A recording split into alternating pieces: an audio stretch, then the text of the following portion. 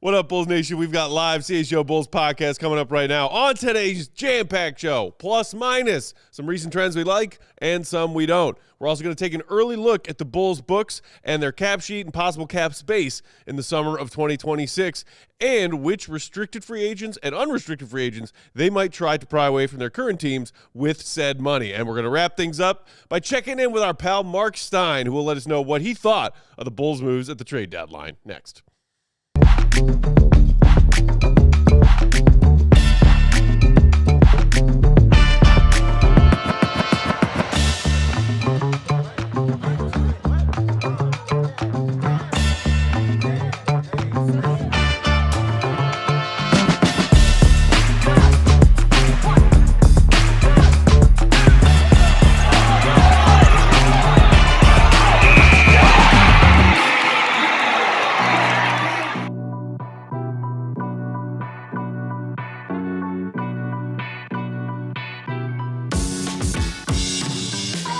What's going on, Bulls Nation? Welcome in to the CHGO Bulls podcast. Coming to you live from our CHGO Xfinity loft here in downtown Chicago. CHGO Bulls presented by Bet365. Download the Bet365 app and use code CHGO365 when you sign up. Whatever the moment, it is never ordinary at Bet365. What's going on, Bulls Nation? Thanks for joining us. Hit that like button if you're hanging out in YouTube in that chat. I'm Peck, Bulls_Peck. That's Big Dave. Bam! BAWL Sports. Will the Goat Gottlieb. Will_Gottlieb. And our guy, King of the Trolls, Josie. Hoot, hoot. Hoot, hoot. Hoot, hoot. Hoot, hoot. I handed him something, and now look what it's happening to it. And I can't wait to do it again. We had a goat. I had a little owl. Little hoot. Big event coming tomorrow. Can't wait. Sir. That's right. Bulls Celtics. The pre-All-Star break season finale. Yes. Looking forward to it. Can't wait. Speaking of which, we will be watching that game, hopefully with some of y'all, our fellow Bulls fans, at the downtown Chicago Hooters tomorrow night, located at 660 North Wells Street. Tip-offs at 6:30 between the Bulls and Celtics. We're going to show up there at 6. Come on out, hang out, have some wings, have some bevies, have some Bulls talk. Yeah. Hope to see y'all there. Can't wait. I know Kimberly's going to be there. What up, Kimberly? She already said she'll be in the house in a place to be. So expect to see a lot of y'all out there. Come hang out, watch the game with us, share some wings, share some laughs, share some drinks, take some photos, all that cool stuff, man. We're here for that. So come on through. Speaking of drinks, shout out to Apple Cider is awesome in the chat. Apple cider is awesome. Recently rediscovered it as a beverage. Nice. It's nice. Fantastic. Hard apple cider? Just okay, regular apple cider. Gotcha. Yeah. All right. What's the difference between apple cider and apple juice? I know they're different, but what is the difference? Apple cider, I think, is more like tart Yes. than correct. apple juice. I think there's less like additive sugars. Concentrate of sugars? Yeah. Is this like a jelly and jam situation? Yeah. One is you could probably is a little bit better for you. Preserves? Yeah. Unless there's an apple juice sponsor out there that wants to come on down, and I'll tell you, it's the best. Dude, Martinelli's, those Oh. little glass jars, that stuff slaps, as the kids say. Crack in a glass jar, baby. All right, let's dive into some plus minus. We haven't done this in a minute. Trends we like and trends we don't recently, whether it's players, big picture stuff. I'll start us off with my plus and minus. Look, I'm not gonna lie. I've never lied to you, my fellow Bulls fans. I'm a big fan of this soft tank the Bulls got cooking. That's your jam. I think we know between Billy Donovan, who's a prideful coach who is going out there and trying to coach to win every night, and players who are playing for not only pride and competitiveness, many of whom on this team, half the roster, are playing for their next contract. True. Coaches and players don't tank. They will never tank. Given what the roster is right now, this is, I think, something you could confidently say is a soft tank. And I know it'll be really hard for the Bulls to make serious ground on the 24 wins they already have this season compared to some of the bottom dwellers in each conference. But to me, it is still in this team's best interest to stack as many L's as you can after the All-Star break. And this recent stretch of games, we kind of talked last night about how it is somewhat mirroring right now their handful of games after trading Zach last season, bringing in and trying to figure out and fit in the new pieces. That was a rocky transitionary period, and then they went on that crazy tear to finish the season. Right now, this is looking like a soft tank with some more L's coming. They do have a tough schedule. We're going to talk about that on our Friday show. But I'm fine with this soft tank going right now. It's not a hard tank. Yeah. We'll see how Billy handles minutes for guys and sitting guys or not sitting guys down the stretch. But right now, The Bulls need these L's. I'm not going to lie. Surprised to hear you say that. I thought you would have wanted them to win as many games me too, as possible. Man. Yeah, I'm a little shocked. Yeah. I'm a little surprised by this. Always spitting I understand truth. your logic, but it's just surprising to hear. Yeah. Just threw me off there. That's right, Sider. It's not a rebuild. It's a phase. Yes, It's just a the stage. stage they're in. It's a stage. It's what it is. Yeah, that's what they're doing. And I think the difference in this one, Matt, right now is the defense is really bad. Woo. And I think that's what makes it a real kind of like soft tank, as Matt is saying, because there's nothing real valuable out there. Like maybe it won't feel like that. Like I think Matt, the true word of soft tank will happen when a guy like Jalen Smith comes back, because that is a valuable guy, like as far as your defense and things are concerned. So then it's like, okay, I have an actual player right here. You know what I mean? That could probably defend. He's not going to stop everything, but he still can defend a little better than what they have out there right now. Yeah. So then, I think it truly becomes a soft tank when those things happen, when Giddey gets back out there, when Trey Jones gets back out there. Then it really becomes that kind of thing, because I still think Billy is going to try to do whatever he can to win. So minutes be damned, whoever needs them. He's going to try to win and do what's in the best interest of that, more so than actually, tanking. It's not in his DNA, which I don't have a problem with per se. You like your coaches who want to win. What kind of coach would want what I mean? To try to lose? Right, exactly. So I don't have a problem with how shout out Herm Edwards. he approaches. You play to win the game. That's what you do. But that's not on him. That's on the people up top. But it's definitely that soft tank, and we'll see how it goes as this season. After the All-Star break, because the Bulls schedule isn't an easy one. No. So just curious to see how it looks. Anything to add to that? It's not a situation where they're fully leaning into being as bad as they possibly can, and I don't think they're gonna. I mean, I'm sure you guys saw the Will Hardy clip from last night when he pulled Lauri Markkanen and Jaren Jackson Jr. for the final fourth quarter, and afterwards, reporters asked him like, were you planning to get them back in there? And he was like, no, I was not planning to. Like, some of these teams are just going hard. This is a situation more like the parent is taking the video game controller out of the kid's hand and putting blocks in their hand. Yeah. But they're not saying, go use your imagination. It's not like you got nothing there. It's like a lesser, less advanced toy, but it's still a toy nonetheless. Less advanced. It's a less advanced. It's a block. Perhaps you got to use your imagination a little bit. It's not quite, Perhaps for karmic reasons, though, the Jazz won that game anyway. They squeaked out that win. Goat just gave us insight into his childhood. I just prefer less advanced toys. What is it? I said Legos, blocks. Building blocks are awesome. But you know what? I got blocks. No more screen time. I got blocks. Take those screens away. Speaking of building blocks, Modest Buzelis Go play outside, kids. is my minus, and specifically his usage. And look, you might say, well, that doesn't make a lot of sense, because I'll actually tell you that Modest's usage percentage this season overall is at 21.2%. In the last 10 games, where you've been missing Giddey, Kobe had been out, and whatever, and then in the back 3 or 4 game heel of that, some of these guys, his former teammates, were traded away. In the last 10 games, that's creeped up to 22.5%. In the last 3 games specifically, post all the deadline trades, it's up to 23.5%. So Modest's usage is climbing steadily in this recent sequence of games. And I like that. I just don't love the ways in which he's being used on the floor, because I don't see them as being significantly different in the small sample size thus far, as opposed to when Kobe was here, when Vooch was here, when Giddey's on the floor, when I want him to be more heliocentric to what the Bulls are doing right now. And I get that it's an equal opportunity offense, fine, but any night from now until the end of the season, when I am seeing more shots for Simons and or Sexton than I am for Modest, or that Modest continues to be a catch and shoot guy behind the arc, or drive to the basket guy and nothing else, it's going to be frustrating to me. So again, this is just a small sample size from since some of these trades started to happen, and his usage percentage is creeping up. I just, as a Modest believer, want more and want variety.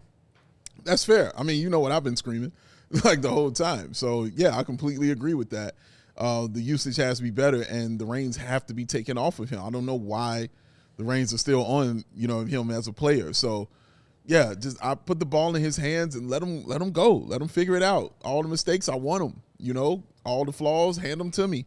All the turnovers, whatever. But those will come with block shots. Those will come with flash plays of him getting to the bucket and doing incredible layups. Those will come with alley-oops. Those will come with him hitting like 5 or 6 threes in a game. Like, all that stuff will come with that. But I haven't liked his handles this season like I liked them last year. I don't know what that is. Obviously, that's something that's above my pay grade. But I'm just personally just watched it. It doesn't seem as tight. Not to say they were super tight last year, but this year it feels a little more loose, and he feels a little more confused when certain things happen to him in the backcourt when he has the basketball. But, again, the reins need to be taken off, and he needs to go ahead and be allowed to figure that out as he continues to play in this new system, this new iteration of the Bulls. Yeah, I think it's a little bit of a complex issue because you saw at times last night against the Nets where he just is overmatched and he can't do it. And it looks bad, or there's a turnover, or is a terrible shot, or whatever it is. And you don't want him to be in a situation where that's what it looks like every time. I think that will hurt his confidence. So you do want to have some structure out there. You do want to have some other creators out there to help him get some of the easier ones. And I think that there is value in that. But at the same point, you need to let him run free a little bit and create much more than he has been. And I think it's on him, too, to understand that now is his time. I think Modest has, in addition to Billy wanting him to play within the scheme and maybe really, ingraining that into his outlook, I think it's incumbent upon Modest to understand that this is the time for him to go out there and create a little bit. And he has to lean into that too. So it's a combination. I do think he needs some help. It can't just be him out there by himself, but he's not out there by himself. And I think that there's a balance to be had, and that's kind of the challenge for Billy in these next 28 games. Thanks for bringing that up real quick, Go, because, I do want to make this point. And I know I've yelled at Billy a lot for the mid-range and all these other things, which is very valid. Mm-hmm. But Modest Buzelis, at the end of the day, sir, it's on you. Yeah. All right? My nephew, shout out to him, I tell him this all the time because when he's confused, we were having a discussion about, I'm not going to tell you, we were having a discussion, and it was about him having, a microphone. He had to say something to the mic, and he didn't know what to say or how to say it. And I told him, hey, man, people can tell you what to say and how to say it. But at the end of the day, when the mic is in your hand, it's on you. Mm-hmm. It's your microphone. Whatever you say is what it is, okay? So you deal with what happens after that. But it's on you. When Modest Buzelis, Billy can tell him all this stuff he wants. He can say, nope, I don't want this. I don't want you doing that. I don't want this happening, whatever. When you out there on the floor and the basketball is in your hands, it's on you. Because if you're not performing, teams aren't going to say, well, it's because Billy was holding them back. That's not how they're going to do it. They're going to say you didn't do your job. That's it. It's going to be that simple as far as the breakdown is concerned of it. So when the ball is in your hands, sir, at the end of the day, it is on you. You can make that decision on your own and deal with whatever comes after that. But it's going to be on you at the end of the day. Not Billy, you. Couldn't agree more. All right, Dave. Well, minus? For my plus, I went with the man who deserves it because I was hard on him. And so I'm going to give love just as much as, you know what I'm saying, I talk about people. I get with both fists, both ways. So, yeah, Nick Richards, man. He's been really, really solid these 2 games for the Bulls. In these 2 games for the Bulls, he's averaging 13.5 points, 6.5 rebounds, and 1.5 steals. Shooting 60% from the field with a 68% true percentage, 1.5 blocks. That's impressive. Even in a 2-game sample, because I didn't think none of that was going to be happening for Nick Richards. I just thought, hey, he's Nick Richards, just another role player. No, man, he's out there playing because, again, he's another guy playing for a contract. He is an unrestricted free agent after this. And guess what? He's somebody who wants a job, all right?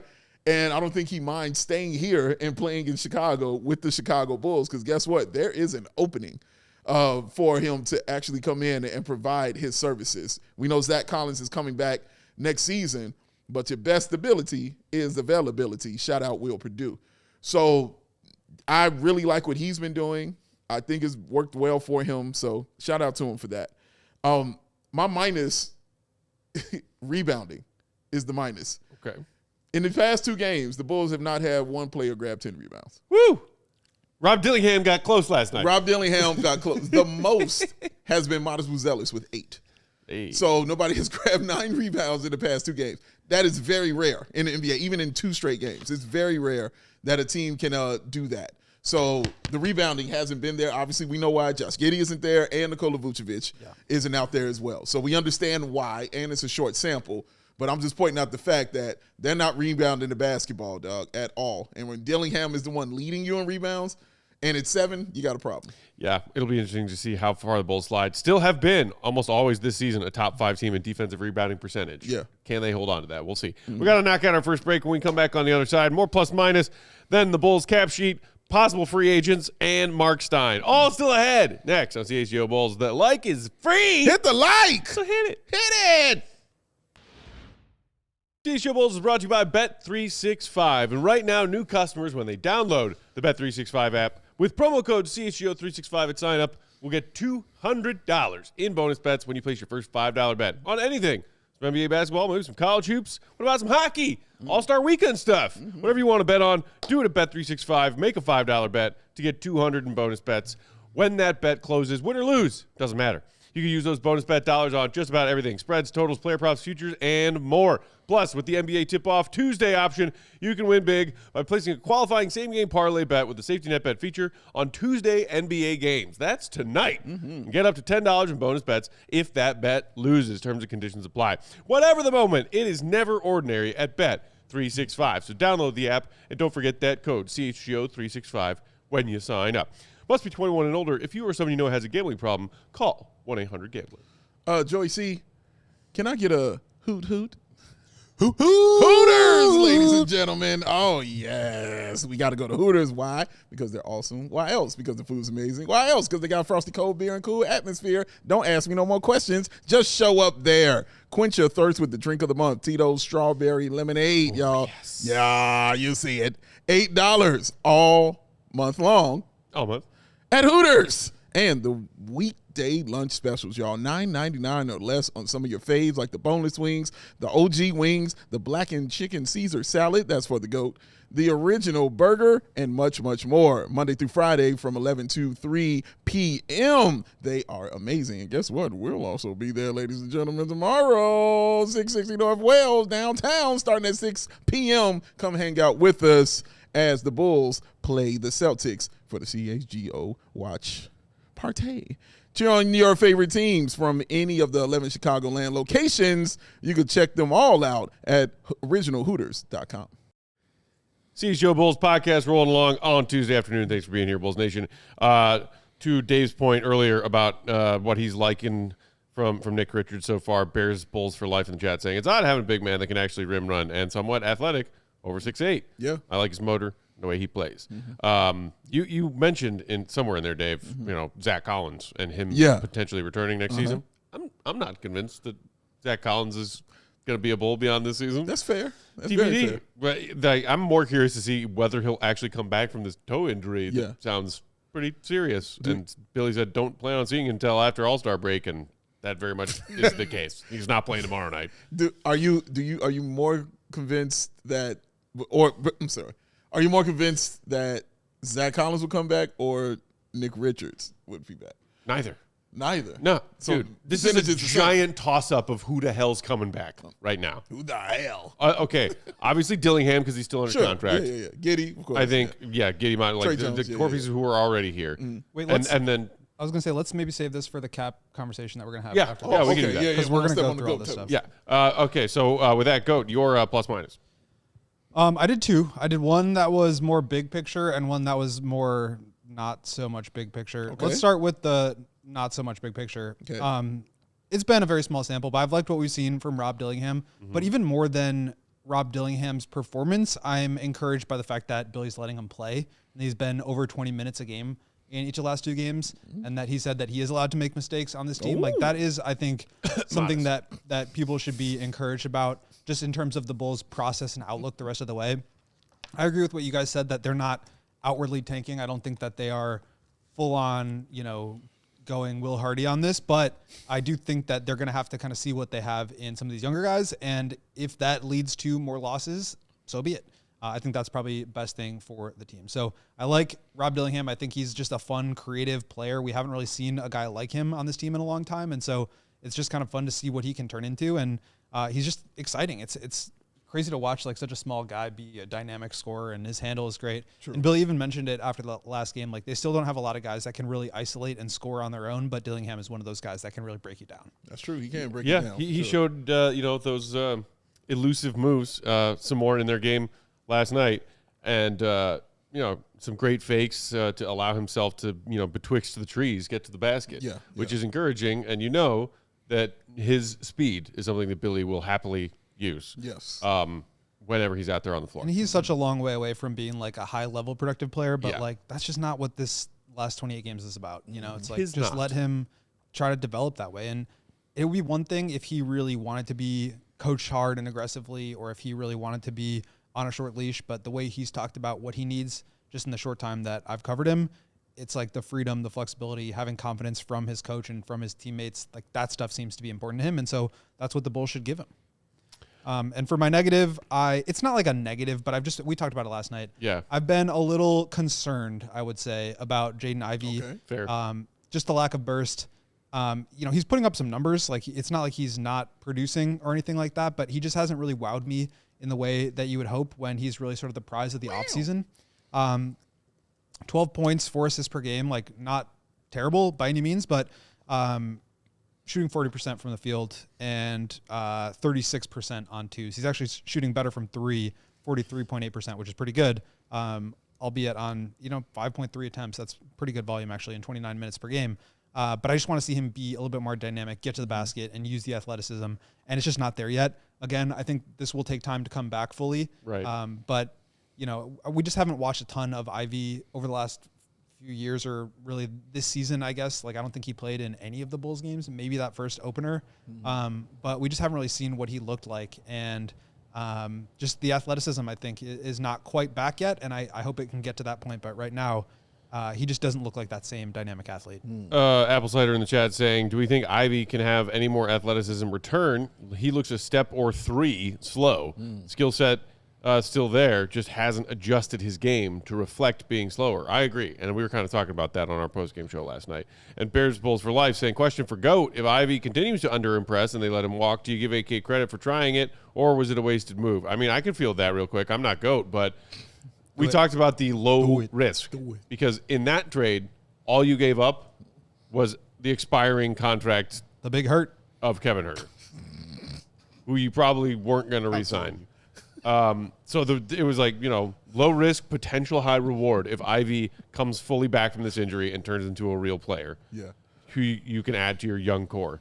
As far as if he under-impresses or they get to a point where they're really worried about him not being the same player he was pre-injury, and I still would be pretty surprised to see them let him walk. Because what better options do they have? Put a pin in that. We're going to talk about potential free agents, but even if he under-impresses, I would still anticipate more likely than not that they bring him back. I give him credit.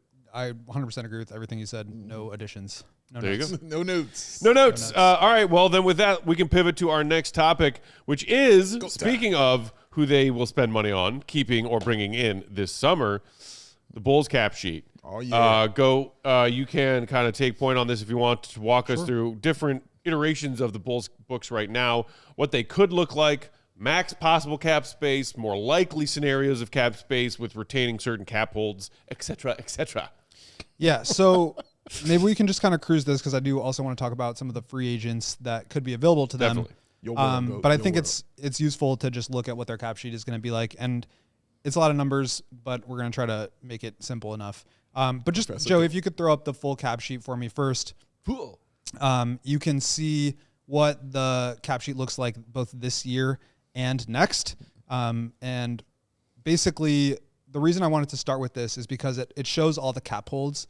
And cap holds are just there as a placeholder. You can either waive those and let the guy go, or you can keep them on there, and then you would retain their bird rights and the ability to bring back those players either above the cap, or you can do it on a lower number. For those watching, the cap holds being right column, the ones in beige.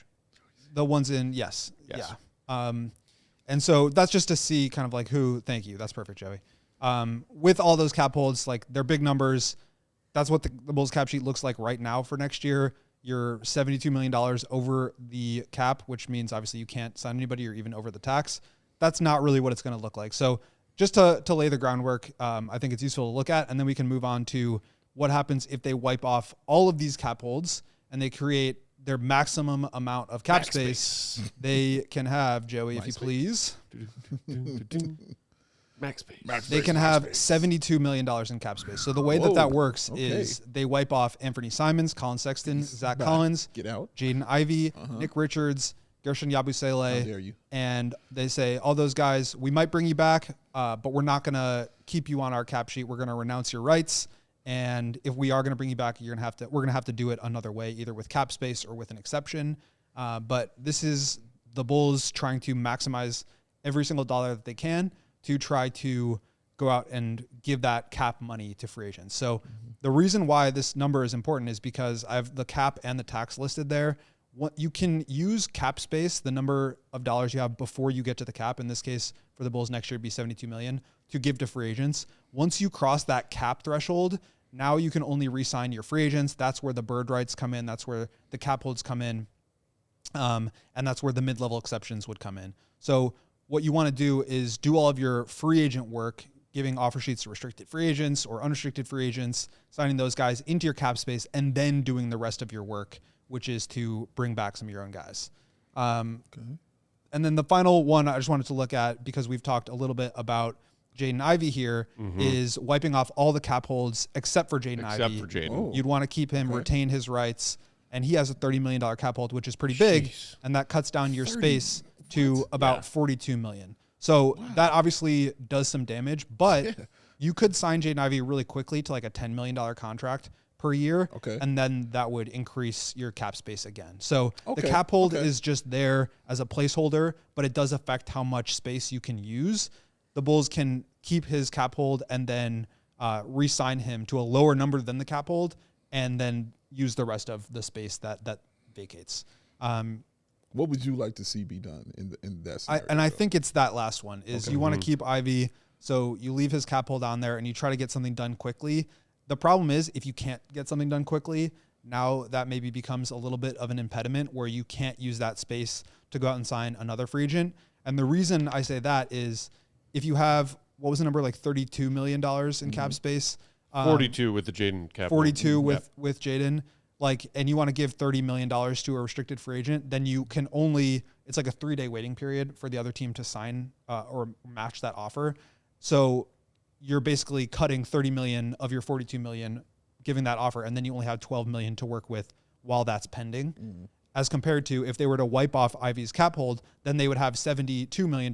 That's basically two $35 million contracts that they could pass out at the same time and really do some damage, because the other thing that they're going to have to work against is these other teams that are also going to be looking out for restricted free agents or for unrestricted free agents that they might want to sign. So clearing out as much cap space as possible, as early as possible, and the Bulls could theoretically come to an agreement even before they start free agency. You're allowed to do that now. So maybe something like that happens, and then that changes the number. But that's kind of the way I'm thinking about how they can utilize their cap space. A lot of it is just like order of operations. What do you need to do first? How do you need to clear out space? What's the mechanics of trying to get or sign as many guys as you can? And some of it's just like, what's the most amount of space we can open up? Who can we go after? And what can we do with that space? Mike Mills in the chat saying, we need to make an offer for Peyton Watson as a starting shooting guard. 6'7", only 23. Two-way, let the player Sexton and Ivey walk. With that, quickly before we go to break, Joey, you want to just tease that list of restricted free agents that the Bulls might be taking a gander at this summer, because there you see his name. And wasn't there just some new piece of reporting earlier today that it is, he's being considered a pretty likely candidate that the Nuggets won't be able to afford to keep around this summer? There was. And now that we have a good sense of like how much space the Bulls have, I think you can also start to think about it in terms of the amount of space that other teams have and how the Bulls can use their space against other teams to try to get them, to pressure them basically to let go of some of their core players that they might not want to, because for example, the Nuggets may not want to go in the second apron. Right. And so they might be either forced to offload somebody else or let Peyton Watson walk to the Bulls for nothing. You saw some other interesting names there, including Tari Eason, Jalen Duren, Dave's guy, Walker, Kessler, Texas Ranger. We will touch on those and some unrestricted free agents and guys who have unlikely to pick up options as well on the other side of this break. Who should the Bulls target this summer? We'll talk about it next. Hit the like button. It's free. This one. CHGO Bulls is brought to you by Four Seasons. It's still winter. A little bit. It's a little bit warmer this week. Almost short. But you know, Chicago, that another cold front is coming. Maybe later in February, maybe in March, maybe in April. He's right. It always snows in April. Yeah. That means you got to make sure that your home is up to the task. At Four Seasons, they guarantee same-day installation for all of your heating, cooling, plumbing, electrical, and generator needs with no extra charge for nights, weekends, or even holidays. Right now, save up to $4,000 on furnaces and comfort systems with Four Seasons heating, air conditioning, plumbing, and electric. Furnaces starting at $39 a month. Furnace AC combos, just $57 a month. Call today and save $50 from your trusted local experts. Four Seasons heating, air conditioning, plumbing, and electric has been serving Chicagoland for over 50 years. So visit FourSeasonsHeatingCooling.com for all their special offers and money-saving coupons. That's FourSeasonsHeatingCooling.com because Dave, for all the right reasons, Call 866-4-SEASONS. Yes, got it. You know, Prince has a song called Sometimes It Snows in April. Great song if you haven't Shout heard out it. Prince. And shout out Spotify, ladies and gentlemen, because if you want to start your own business, you're going to need them. Spotify is the e-commerce platform behind millions and millions of businesses around the world, and 10% of all e-commerce in the United States of America. Guess what? That is this soil. Shopify also powers the CHGO merch store. Pow! Powered by Spotify, y'all. Product descriptions, website creation, email, social media marketing, much, much more. This is all the things Shopify can give you, y'all. They also have AI tools designed to help you maximize sales. So if you're ready to sell, you're ready for Shopify. So turn that big business idea into code, hard, paper with Shopify on your side. Sign up for your $1 per month trial and start selling today at shopify.com/AllCity. That's shopify.com/AllCity. CHGO Bulls rolling along on Tuesday. Thanks for being here with us. Peck, Big Dave, Goat, Joey on the controls. Hit the like button if you didn't do it during the ad break. Bulls Nation.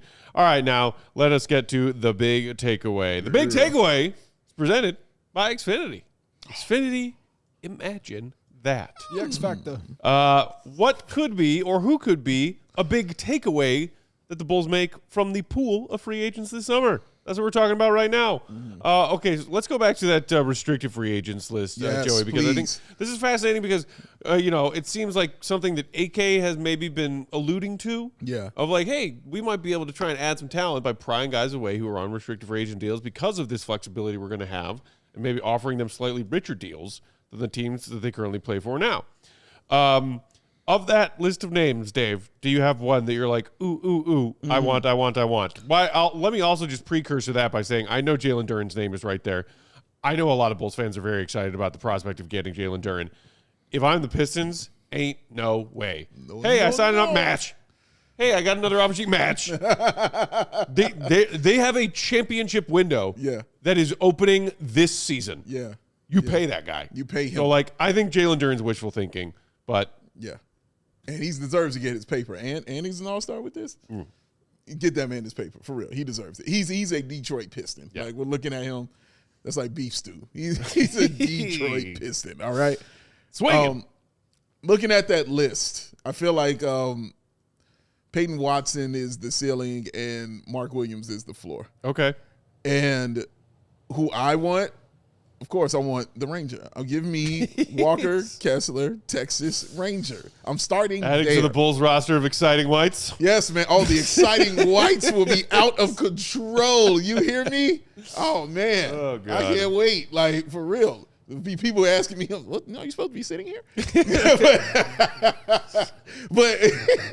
but yeah, man, like he just shores up a lot of things on your team, and he fits in with exactly the guard, which is Josh Giddey, and what he likes to do and how he likes to play.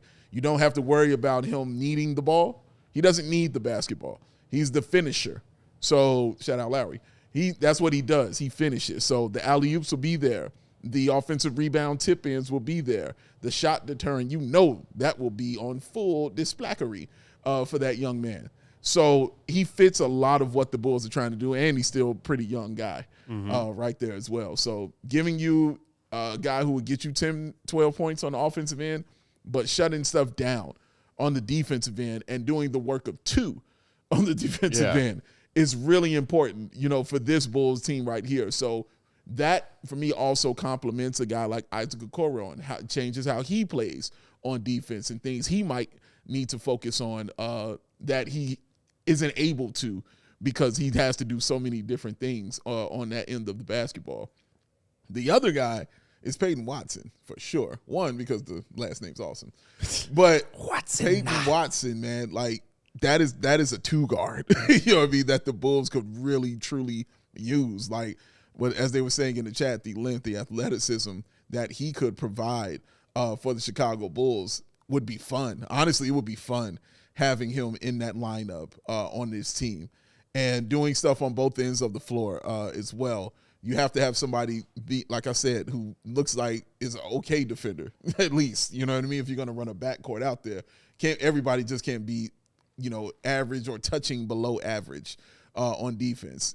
Peyton Watson helps you also, I think, with that situation as well. But I think those are the 2 that I would be looking at and circling. Like, I want these 2 guys. If I can't get these 2 guys, I'm looking at Tari, and then I'm looking at Mark Williams. Just before you maybe throw in more 2 cents about Peyton Watson, Goat, I'm curious what you think about what Dave had to say about Walker Kessler. Do you think with their recent big swing on Jaren Jackson Jr., that he is a more attainable restricted free agent target for teams outside of Utah this summer? I actually think it's less. Less? I think You it's think that less likely that they let him go now because I think they want to be good next year. They just traded future picks away.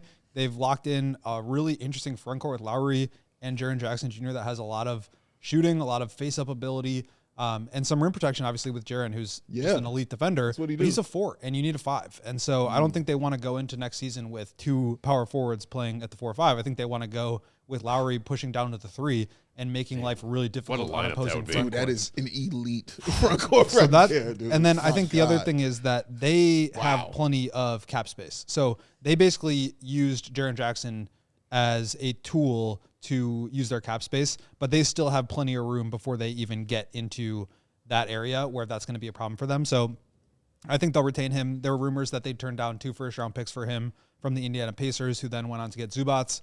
I just don't think he's going anywhere.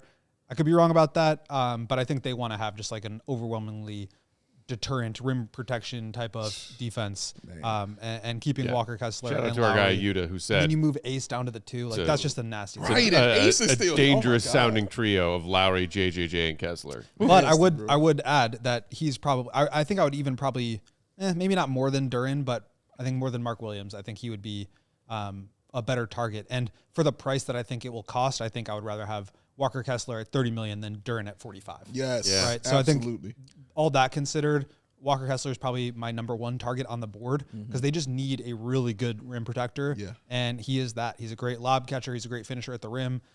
He was spacing it out a little bit more. I don't know if that's like going to be a feature of his game, but that's the kind of player that I think they really need.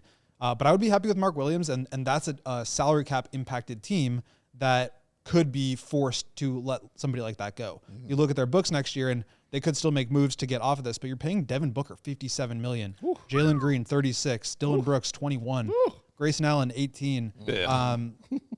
They have 9 players under roster, and then they also have Bradley Beal's $20 million of dead money on their books. Shout out! They are at $180 million in salary before they even fill out their roster. Shit, Daisy. And the apron is at 210. So if the Bulls offer $30 million to Mark Williams, that puts the Suns in the second apron before they're even able to get 10 roster spots full. So that could really put them in a situation where you have to let him go. And I think that's how they'd be able to use their space. I think the same is true with the Denver Nuggets and Peyton Watson, and less true, but still true, just not to the same extent, with the Houston Rockets and Tari Eason.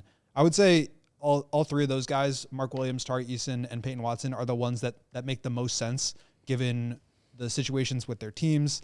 It's really just a matter of like, what price can you get them at? What is a price that will be not so deterrent for other teams to where you'd still be able to pry them away, but not so much that all of a sudden you've got these like role players making $35-40 million on your cap sheet for the next 4 or 5 years. And that gives you very limited flexibility to do anything else aside from that. Real quickly before we pivot to some unrestricted free agents, you mentioned Tari Eason. There was some reporting going around that the Bulls were one of several teams calling Houston to try to pry him away in a trade before the deadline, and the Rockets kept hanging up the phone. Do you anticipate that possibly changing at all in this offseason? I mean, he becomes more attainable than he was at the deadline? I mean, I think it just depends on what happens to them in the playoffs. Like, they've got a lot of money caught up between, like, Steven Adams and Dorian Finney-Smith, and Jabari Smith's contract is going to go up to $24 million or so. Van Vliet's got a $25 million player option. If they lose in the first round of the playoffs, are they going to shake it up and maybe make a play for Giannis? Like, I think Tari's the kind of guy who could be involved in that type of deal. So it's just really hard to say, but I think that's why they didn't want to do it now. They didn't want to sacrifice that chip because he's a really valuable player when they could end up using that for a bigger fish, or at least turning him into something else rather than just letting him go for nothing or flipping him for Io or Kobe or whatever it might have been. All right, so now shifting to some unrestricted free agents this summer, including a couple of guys you'll see who have options that could make them unrestricted. Austin Reeves, player option, almost certainly declining that $15 million because he will get paid a heck of a lot more by the Lakers or someone else. Isaiah Hartenstein, the team option of $28 million. Maybe they will decide he is a luxury they can't afford, and he could hit the free agent market. Then you got Collins, Robinson, Grimes, and Porzingis, amongst some other big names. Porzingis, of course, made that midseason move over to Golden State, but could just be a part-season loaner for them. I mean, honestly, none of these, I would say of this group, wishful thinking, Hartenstein or Robinson. Would love either. Yeah. Grimes doesn't do a ton for me. Kristaps, I would say stay the hell away. And Reeves, I think, is a moot point because he's going back to LA. Yeah. Going back to Cali. Bron's about done. I think they want to keep Reeves to play with Luka long term. That makes sense. That makes sense. Could you put that list back up, please, Joey C., if you don't mind, my friend? Thank you. Hartenstein, I would be taking a look at for sure. Would love. Yeah. I mean, it would right a wrong that should have happened a while ago, getting Hartenstein here. But if I'm being honest, like outside of Austin Reeves and Hartenstein, I don't want anyone.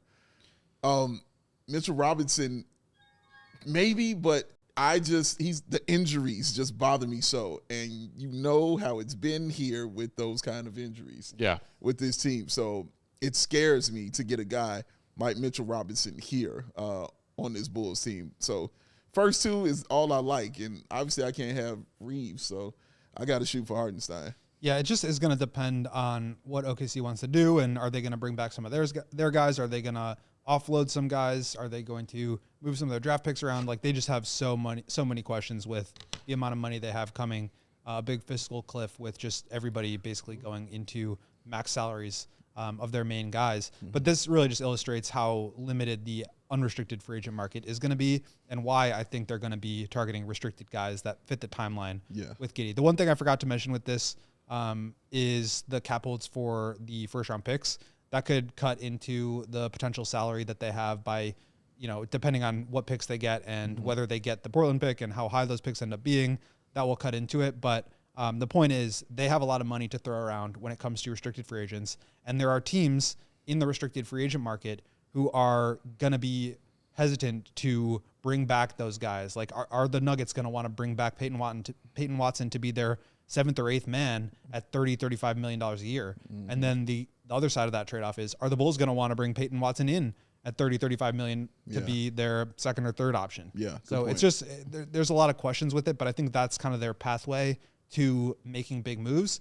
And then the final one, just before we go into break here, is taking on other salaries. Like, if they swing and miss, or teams match these salaries or the restricted offer sheets, if Hartenstein's contract gets picked up and he stays in OKC and there's nothing for them to do, that's when I think they might turn to some teams to say, all right, Sixers, you want to get off Paul George? We'll take him, but give us a pick. Or those kind of just cap relief moves that they can use to absorb bad salaries into their cap space. Fiscal Cliff on tour this summer, opening for Rascal Flats. That new album is crazy. We got to knock out our last ad break. When we come back, we heard the jingle. We will be joined on the line by the one, the only, Marc Stein. Hit the like. Hit the like. We'll be right back. Hit the like. Love y'all. CHGO Bulls is brought to you by Potawatomi Casino Hotel Milwaukee. Let's talk about your next weekend escape, or maybe just your next big night out, because Potawatomi has everything you need all in one spot. We're talking about thousands of the latest slots, cha-ching, and table games. Yeah, Vegas Joey.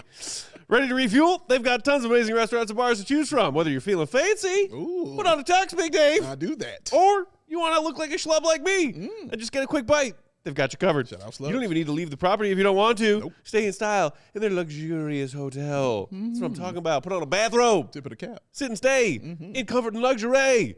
Just steps away from what many call Midwest's best sportsbook. Maybe you're heading to a game this winter or spring. Start your day right at Potawatomi. Hit the sportsbook, then head to the game. But it's all right there and super convenient. It's not just sports. They've got a full winter lineup of concerts, festivals, comedy, and more. Potawatomi is the perfect home base for all of it. Potawatomi Casino Hotel Milwaukee. Your win is waiting. Go check it out. Make sure you go check out my man Ray. And Ray Chrysler, Jeep, and Ram, y'all. Ram. Because this is your chance to score a great deal at the Auto Show Sales event. Head to Ray CDJR on Route 12 today to choose from their huge inventory of vehicles like Chrysler, Dodge, Jeep, and, Ram vehicles. Right now, get 0% financing for 72 months on new Chrysler, Dodge, Jeep, and Ram models. Plus, shop over 125 vehicles priced under $20,000. With a friendly team of brand experts, that team at Ray CDJR is here to help you during each step of your awesome car shopping journey. Plus, they prioritize affordability because the price you pay is the price you pay. You won't overpay, ladies and gentlemen. They're going to get you the vehicle that you need. And with their race price promise, you can shop confidently with no add-ons. No hidden fees. Never, ever. It's not how they roll. Ray CDJR. For more information, visit Ray CDJR today on Route 12 in Fox Lake or online at raycdjr.com. They've stepped in the community. All right, Bulls Nation, it is time to check in yet again with one of our very favorite and one of the very best NBA reporters out there. He is, of course, the guy you can catch writing and reporting on the NBA for the Stein Line, his Substack. Subscribe to it if you haven't already. He does that with the People's Insider, Jake Fisher. You can also, of course, catch him regularly making appearances on DLLS, Mavs, and the All-NBA pod, all within our All-City Network family of basketball coverage. Follow him at The Stein Line. The one, the only legend, Marc Stein, joins us now. Stein, what's up, buddy? Those reads, that was the best 2 minutes of my day. No exaggeration. That is the gospel Mavs crew right there. Or the All-NBA crew started making you read any ads yet, Stein? No, because they know I can't come close to that standard of what you guys do. I mean, notice how they've just cut me out of the screen now. It's just these two. They don't want anything except for greatness in that shot. I love it. Could you imagine if the Bulls had a deadline half as energetic as that? Oh God! Wait, Stein, what are you talking about? AK made so many trades. We've criticized them for inactivity. We cannot. That is one thing that cannot be said in 2026. Very active trade deadline for the Bulls of Chicago. Yeah. Productive, that's another matter. But active, yes, we can say active. I was just about to ask you. Active, yes. Productive. Where do you stand on that? You traded away the remaining parts of your core. Kobe's gone, Io's gone, Vooch is gone. Herter was on expiring, but you trade him too. You bring in a bevy of journeyman guards, some of whom are former lottery picks, all of whom are also expiring contracts, and a bunch of second-round picks. What did you make of the entirety of the moves? And was there one in particular you liked, or one in particular that you really questioned? Well, I mean, I think I'm really searching here for the words. It's all like been here. It's okay. When you get 9 second rounders and everybody's like trying to go, wow, the Bulls went from 5 second rounders to 14, and then they end up having to forfeit one because the Hornets get Kobe White in town and say, you know what, you're gonna have to get scrap one of those. You're down to 8. Like, that's a pretty good metaphor for the deadline.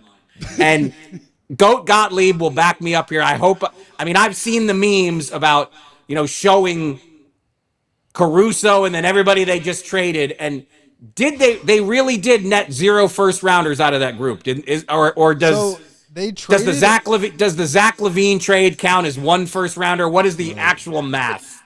The Zach LaVine trade, I think, technically counts, but they also traded that pick away previously in the DeMar DeRozan trade where they originally acquired him. So they got a pick back. I don't know. I feel like the Zach trade actually ended up being pretty good when you look at what happened with Trae Young and Anthony Davis. I guess Davis got 2 Trae Jones big first-round picks. Okay. No, I'm saying like what other teams traded what their other teams stars got. I got you. But yeah, I mean, for me, and I don't know what you thought about like any of the individual trades, Mark, but it was good for them to start offloading some players. We thought the Ivey trade was good to just like, okay, Kevin Huerter, not a part of the future here. Let's take a chance on Jaden Ivey. But then when it came down to the Kobe White and Audisumu deals, I just wonder how there wasn't a better offer out there. Yeah, and look, let's be honest. I've been on this show many times, and I've always said that, I was at least intrigued by the White Giddey pairing and what we saw in the, the stretch run, or what was it, 17-7, whatever it was for 25-ish games. It looked decent, and we never saw it again because of Kobe's injuries. And, look, Kobe White, he gambled on himself, and, he's going to have to rebuild his own value in the free agent market. I'm sure this did not turn out the way he was hoping, but the best thing you can say, look, all the talk about the Bulls leading up to the deadline was they want to be active, they want to be aggressive, they want to use all these expirings they have to really make a mark. Did they make a mark? No. I mean, do they amass some seconds for future business? Yes. Presumably they're a tank team now. I mean, this is a subject we got to get into because the whole league is talking about it. They're not going to win 39 games and make the play-in now, right? Can I make that assumption? You'd like to. Yeah. That would be the hope safely can, but and the wish, but you just never know because they're going to play to win because, of the coach that they have, Billy's going to play to win. So it's not about development so Players much. playing for contracts too. Yeah, exactly. So you guys might be playing above their heads. Is this the year that, the last 2 lotteries, Atlanta Hawks had the 10th worst record in the NBA, won the Risachet lottery. The Dallas Mavericks had the 11th worst record in the league. Think they won a coin flip with us, with the Bulls of Chicago to get that spot. 1.8% chance at the number 1 overall pick. Maybe crazy things happen in threes. Maybe the Bulls come storming in from number 10. Who do you want, Peck? Do you want DeBonsa? You want Boozer? You want Peterson? Who do you want? Yes, please. yes. Get me into the top 3, and I will happily take any of them. Top 6 might be good enough in this draft. Like, you're not going to maybe get franchise players at 5 or 6, but I think teams are excited about your Flemings and your Waglers also. Like this draft. That's why it's not even Valentine's Day. And apart from the Mark Cuban story, there's been nothing I've talked about with people, no matter who I speak to in the league, coaches, players, agents, executives, whoever it is. Yeah. Everyone is talking about tanking because this draft is so tantalizing. And everybody in the top 10, with the exception of New Orleans, which has to send its pick to Atlanta, everybody is dreaming of a lottery miracle. Or lottery luck, or whatever term you want to use. On that, just real quick, what do you think the Bucks are going to do here? Because obviously they didn't move Giannis. They presumably, from a franchise organizational perspective, want to get the highest possible pick that they can just so that they have options this summer. But Giannis isn't going to want to sit on the bench and let this season rot away. They're really the one team the Bulls could jump. Do you expect them to try a little bit, or... That was not good. That was not good. Is that a metaphor for what you think the Bucks will do the rest of the no. That's a tank job right there. That was just an old man who earlier today tweeted that Brandon Ingram is still on New Orleans. That's just an old man knocking over his whole setup. It's a great question, and I have to be honest with you. I don't know. I don't know, because all the talk leading up to the deadline was the Bucks, if they're going to keep Giannis, they want to tank. They'll be hoping for lottery luck and hoping that that pick they get either gives them a shot at a really good player or a centerpiece of a trade to make a win now trade that improves the supporting cast and gives Giannis a reason to stay. So you would think the Bucks would just implore Giannis, you've had 2 calf strains and an adductor strain this season. Please sit for the rest of the year and get right. And instead, what's happening, we're hearing rumbles that Giannis has not ruled himself out of the All-Star game yet. Oh my gosh. Wants to come back after the All-Star game. And the Bucks just made a win now signing by bringing in Cam Thomas. That is not a tank move. So maybe the Bulls can dream of at least leapfrogging Milwaukee, but why the Bucks would not just want to tank as hard as they can from here, I do not know.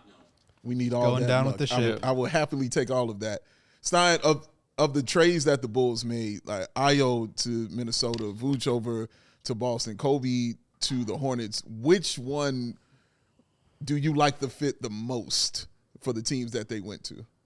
Were any of them fit based? I don't feel like any of them were fit motivated. I think it was all let's get seconds. We can't get first, so let's get as many seconds as we can, and they did do that. But I mean, this was a very bizarre trade deadline. I mean, we saw the Jazz, the Wizards, and the Pacers make the biggest moves, take the splashiest swings, but they were all moves for next season.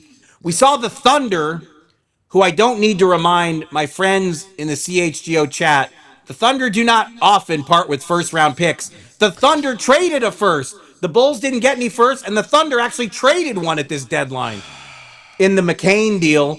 So, I mean, there was a lot of stuff that I think was unexpected. Look, I'm a Yabusele fan. I still think the guy can play. The fact that he surrendered his player option for next season, that is a good bit of business to get a free look at him. I don't think that does any harm.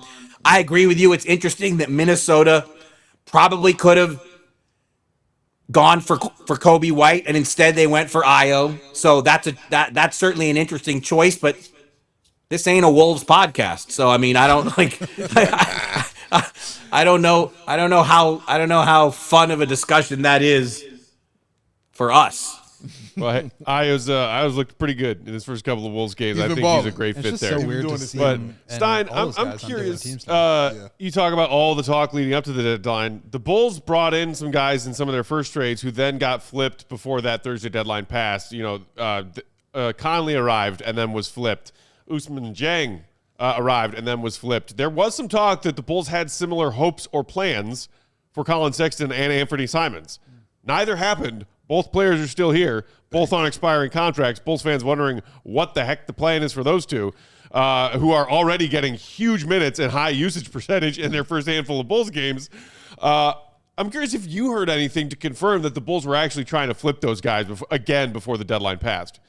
I mean, unconfirmed rumbles, I guess, but I never really heard of them being in on something significant. And, you know, Simons has a much higher number. So, I mean, both of those players are harder to move. I mean, what are they at, like 28 and 19? I'm guessing off the top of my head. Am I close there on the...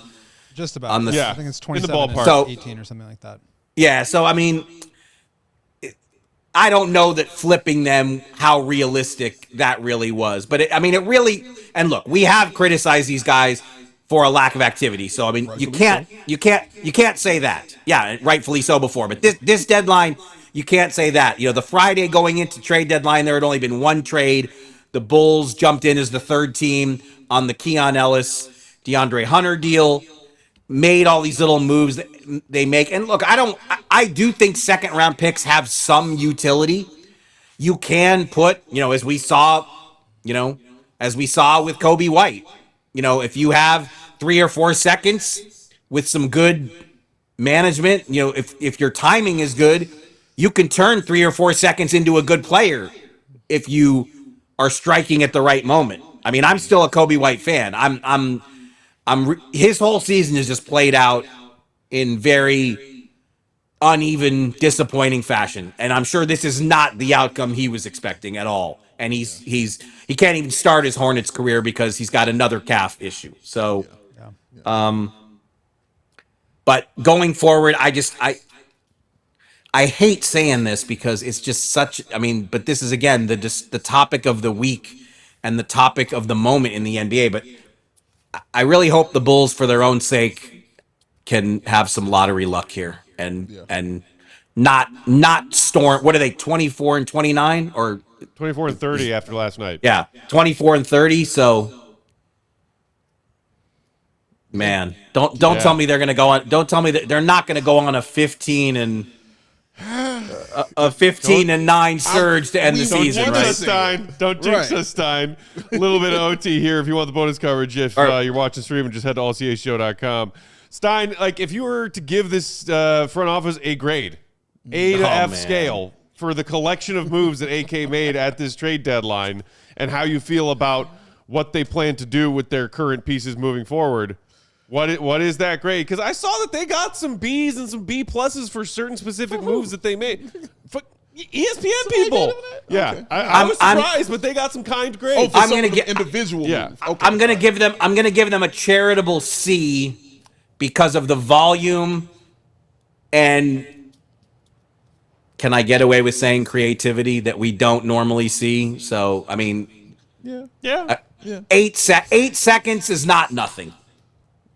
It's not. It's just that it's not two firsts. No, but it's not nothing. It was just simply that the way that it was said previously is that the seconds weren't a valuable thing, and then they went and got all of them. How are you guys going through it one trade at a time? Like what was? Give me a set. Oh, what was this show like? It went from the first, like, oh man, okay, that makes sense. That's a solid move. The Dario Saric bookkeeping move. Yeah, sure. I was like, that's a good one. And then we get booed. I'm like, okay, yeah, that makes sense. I feel that you get something back. Cool. I got it going on. All right. Okay, we're doing what was Kobe? Ivey. Kobe. Herder. Right, the Herder move. Yep. I was like, okay, yeah. Pretty good. I was like, I like this. This is going great. This is all right. This is cool. Then the Kobe move. And it was like, wait, I'm confused. We getting more and then the IO move. Wait, what? Wait, what? What's happening right here? And then, and then it was just more confusing. So it's like I started high and then ended here, and they had me exactly in their sweet spot, which is the middle. That's where I kind of landed at, because I couldn't understand obtaining, some of these players and keeping some of these players like Sexton, like Simon. But remember, this team definitely does not want to be in the middle. Yes. I want to underline that, and let's make that clear. Yeah, they do not. They definitely do not want to be in the middle. No, definitely don't want to do it. Well, I think that's like the weird part of this all is that they Simons and Sexton are good players. Like, are 4 or 6 or whatever it is second round picks really worth giving up on those guys who are like really fan favorites around this? Like, I just don't really understand if that, if they should have, if this was the price, should they have gone through with it? I still think I tend to think that there is value in just moving on, but the return was just not what you'd hope. And I think that speaks to the value of some of these smaller guards around the league. But Mark, I'm curious, when you talk to people around the league, what is their perception of who the Bulls are right now, what they're trying to do, or what are they trying to do? I really don't think it's changed. I think there is a lot of curiosity, perhaps you could say confusion. Yeah, I mean, this it was a very active deadline, but there's still, it's such an imbalanced roster filled with guards. I mean, given Minnesota's desperation, you would like to think that you could have gotten a first, because we know that the Wolves were trying to force their way into the Giannis pursuit. But if they weren't going to be able to get Giannis, we knew they had to come out of this trade deadline with a new lead guard. So the fact that a first couldn't be manufactured in that I mean, the reality is the Wolves didn't have a first to trade. The Wolves only had a 2028 swap. That was all they had to work with. But seconds it is. Seconds it is. We appreciate the podcast seconds title. and the minutes from you always, our guy Marc Stein. Bulls Nation. I was trying to actually think of something that you could put on a T-shirt. Maybe it is. Seconds it is. Seconds it is. Seconds it is. Bulls Nation, subscribe to the Stein Line Substack to get all of Mark's great reporting alongside Jake Fisher. Check him out. Regular appearances on DLLS Mavs and, of course, the ALLCITY's All-NBA pod on the regular. Follow him at the Stein Line. Stein, we appreciate you, buddy. Sometime you ducked us in Chicago again recently, didn't you? You ducked us. No. Well, I thought you were in Chicago last month. I wish I was. I haven't been. we I have take it not. back then. I have not been to Chicago. I was there last season for like a wisp, not even a full 24 hours. Okay. There's I promise you, I will not be coming to Chicago without giving you guys ample notice. Appreciate you, bro. We're going to put you down for that. Yes, sir. Stein, we appreciate you, buddy. Look forward to talking again soon. Be good, guys. You too. The one and only Marc Stein, He's Bulls awesome. Nation. That dude's awesome, bro. Just delightful. Like, for real. And I'm like, not that I doubted it, but for him to say, yeah, talk around the league as far as people trying to gauge Great what the question, Bulls by the did at way. the deadline was confusion. Yeah. It's always good to just check your own. Temperature. Yeah. Yeah. Like, am I out of whack for the Eep. you know? But I don't know. I haven't talked to too many people, but I think everybody's kind of on the same page of like, yeah, it was good for them to do some stuff, but like, to what end? Yeah. The fact that he said nothing has changed, that I thought was really telling. Like, they still are like, here. That's how I explained how it felt watching these trades. Just like here and then ending here. Like, same place. Like, what did I do all that for? And I'm right back exactly where I started. So, yeah, man. Like, again, trade. I thought the beginning of the trades were good, made sense, were logical. And then, I don't know after that. And we'll see. We'll see after that. That's where I'm at. We'll see. We'll see. All right. Well, that's going to do it for today. Thanks for hanging out with us, Bulls Nation. Hit the like button on your way out if you haven't done it yet. Follow the GOAT, Will_Gottlieb. Read his stuff for crying out loud. AllCHGO.com. Become a diehard. Sign up with promo code GOAT for that low sign-up price to become a new CHGO diehard so you can read all of his stuff. The very best of it, diehards only. Big day, bow, BWL Sports. I'm Bulls_Peck. We are CHGO_Bulls. Our king of controls, one and only Joey C. Tune in to CHGO Cubs on the regular. Joey Sports Guys, where you can follow him on the socials. And we've got a couple episodes on the heels of postgame tomorrow night coming your way. But tomorrow night, again, hopefully we'll see y'all out there at Hooters, 660 North Wells for 6:30 Bulls Celtics tip-off. And we'll be there starting around 6 o'clock. Let's have some wings. Let's have some bevs. Let's have some chats. Let's have some fun. It's free. Just come show up. Free! Look forward to seeing y'all there, Bulls Nation. Again, hit that like button on the way out. It's free. Speaking of free things, much love. Have a great night. See you, be good. Love y'all, man. Peace. We all silly like the mayor.